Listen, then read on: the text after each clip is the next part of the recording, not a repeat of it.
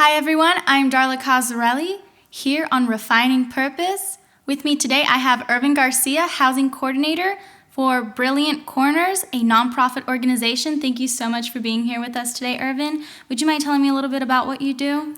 Yes, so basically, as a housing coordinator for Brilliant Corners, we, have different referrals coming in from the Department of Health Services from the County of Los Angeles, come to us. And basically what we do is these are people either experiencing, mental illness or have different physical disabilities or a mixture of both. And we, assess what their needs are, and based on, their location preferences, whether if they need ADA, features in the apartment, then what we do is we provide them with what is known as a unit assignment. So that way they could look at an apartment, and if both the client and their case manager feel that the apartment will be, a suitable apartment for the client that will meet his or her needs, then we will coordinate a lease signing, with the property owner after the client gets accepted into the unit. And following up on that, we do provide retention services, which what they are is basically we conduct home visits on a quarterly basis in order to make sure that, the client is happy with the unit. And if there's any like maintenance requests that need to be facilitated or any ADA modifications that need to be done, then we will follow up on that with, like from documentation with case management in order to, provide the client with what they need as far as that apartment goes. And another key role in being a housing coordinator is to ensure that the client does stay in the apartment. Basically, we want to make sure that if they have, issues with other tenants or issues with other property owners, we want to be there to offer any supportive services that we can. So that way, at the end of the day, they do stay in that apartment and avoid, falling back into shelters or other intermittent housing. So, given your daily experience in supporting the homeless population, there's been some discussions on the fact that permanent housing may not be the best solution to the issue, given that some of the challenges this population faces aren't just housing in itself. And here in Los Angeles, there's been an increase of 16%, I believe, in homelessness. So could you kind of touch on that topic? Yes, definitely. So basically, you explained it very well. Like with the homeless population, there is no one size fits all.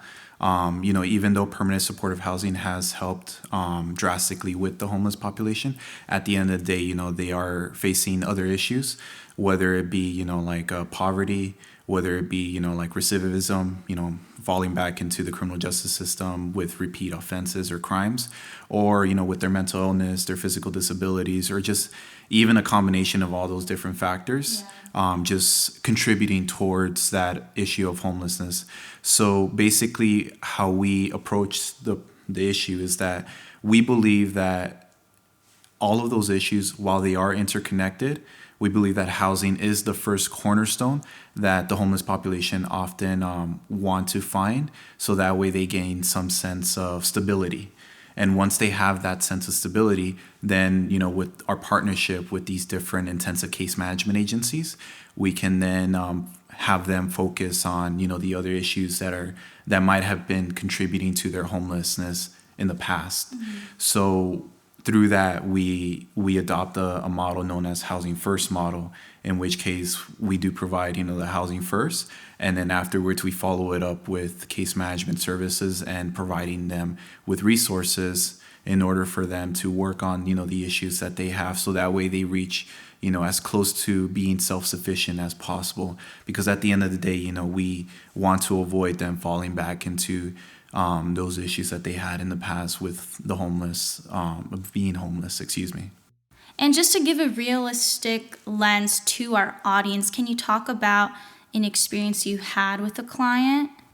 Yes, definitely. So basically, like I said before, my goal is to make sure that they stay in that housing, but often, accompanying them are their mental illness or their physical disabilities that sort of pose that as a challenge for them to stay in their housing. So basically, if I could give, like a very general example without providing any names. So basically, with one of my clients, they are suffering from schizophrenia, they are suffering from anxiety, they are suffering from depression, just a multitude of different mental illnesses. And basically, because of that, we do have to provide a more hands-on approach when it comes to them, because we want to ensure that they're not falling back on their action plan with case management services, and we want to make sure that their apartment is like in a habitable condition, because of the fact that they may not report those maintenance issues as often as someone else who may not have had those mental illnesses, because their sense of like a safe habitable unit might not be the same as a safe habitable unit for me or you. So in that scenario, we just have to provide more follow-up visits and work with her case manager that way to ensure that her needs are being met on a monthly basis. So that way she is staying in her home.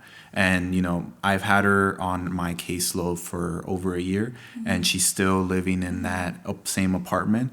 There's been some issues along the way, but overall, we're committed to like helping her, and also the other clients we have in our program to stay in their housing. No, thank you for sharing that, because I think oftentimes there's a stigma with the issue of homelessness, if you will, that sometimes people don't want to work, or they don't care, or they prefer to live on their own, and that they're kind of creating that rut for themselves, but really that's not the case. And I think that experience really highlighted the fact that there are so many challenges that face individuals with low income, and it's difficult to really afford to live here in Los Angeles. I mean, let's be real, right? Could you tell me what inspired you to pursue this field, and what keeps you motivated every day? Really, like what's genuinely in your heart when it comes to this social issue? I think at the end of the day, when I was growing up, I did already have a passion for helping people. But basically, when I was growing up, my first career choice was actually law enforcement. And as I was going through, my undergrad education, I started to realize that there were other different social issues that were affecting people, one of them being the homelessness issue. And so when I was, looking for different careers after I graduated from Cal State LA, I really wanted a career that I was in a capacity where I was doing a hands-on job of actually helping people. And, luckily, I found that job with Brilliant Corners. And, each and every day, I always think back to basically that same passion that at the end of the day, I am helping the 80 or so clients that I have on my caseload each and every day to make sure that they stay housed and that they're not, falling back into homelessness. And I think that's really the rewarding aspect about the career, is that you're doing a service for your community and other communities. Really just hammering it home that you're doing something. You're not being part of the issue, or you're not taking a lax approach to the issue. You're really providing that help that people need and that support. And I think at the end of the day, that's really what drives me and motivates me to continue this work. Wow, that's so powerful. Wow. Is there a piece of advice you can give to our audience here today? Yes. So basically, I wanted to, share to the audience that if they could, educate themselves a bit more about the homelessness issue, and really just look at all of the different factors that would lead someone into homelessness, it would really help with removing that stigma, like you mentioned before, and really dispel any myths that they may have. Because at the end of the day, even if, you are not going to volunteer or, work with the homeless population, the least that a human being can do is just to be more empathetic towards the homeless population, because at the end of the day, it could happen to anybody. These are people who've had, like jobs before. These are people who were once landlords or who once had careers or, who once had like all of these, things going for them. And it was either because one or many things that contributed toward their homelessness that may or may not have been in their control just led them to that state. And at the end of the day, we just want to, continue to help towards educating people, spreading awareness about the issue, and also being part of the solution towards homelessness, because it is something that we're constantly trying to advocate for. It is something that we're constantly trying to contribute to the solution. Mm-hmm. But at the end of the day, we need all of society to contribute one way or another if we truly want to end homelessness. Very much so. So thank you so much, Irvin. The message was really powerful, and you inspire me, and I'm sure everyone here really appreciates everything you said today. And please continue to keep working. And everyone, thanks for watching. Join us next time on Refining Purpose TV. I'm Darla Cosarelli.